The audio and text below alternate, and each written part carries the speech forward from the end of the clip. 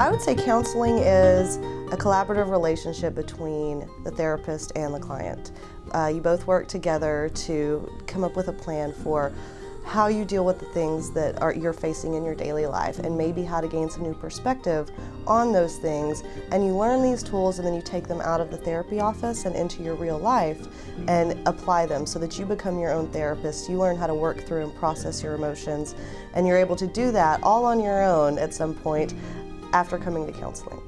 Counseling is done in kind of a non-judgmental environment where somebody can come in and really talk about what's going on with them, their thoughts, their concerns, their areas that they think they have issues in, and talk to somebody that is not going to judge them and is going to be very non-partial with their responses. So they're there to get, the empathy that they may need if in regards to, whatever they're going through, but also maybe, hey, I've seen this before, this is maybe some things that might help you with that. And then really also talking about how's your past contributing to what's going on now and the challenges that you're facing, so that you can really tackle those things and keep those same patterns from happening over and over again. Well, I would say that my theoretical orientation is cognitive behavior therapy, which you will see a lot of as CBT.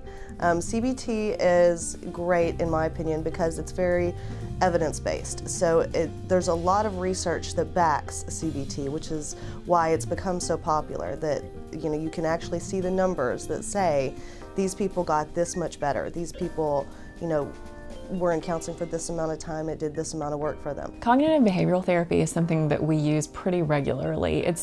It's one of the theories that I work from. I work from several. I'm a very eclectic counselor, so I take from mainly 3 different ones, but I do take from all of the theories that there are out there.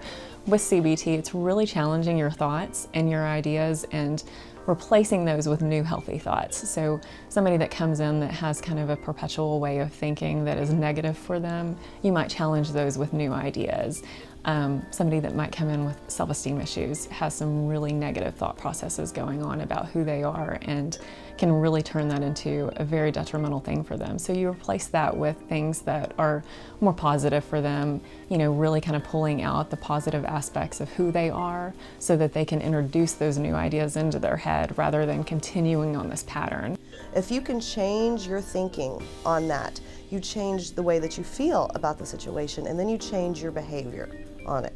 So, for example, if you feel like something is very, very negative, and you have sort of a personal narrative in your head that says, this is a terrible thing, this is a terrible, awful thing, this is a terrible, awful day, I will never be able to get past this, you feel like this is overwhelming and difficult and something that you cannot get past, and so you may become paralyzed and unable to make a decision, to make a next move kind of thing. But if you can go back to the beginning and say, you know what, this isn't great, but I think I can change it. I believe in me. I think that this is going to get better. You're going to feel a lot more positive and feel like, you know what, I can make these changes. I do have the motivation for this.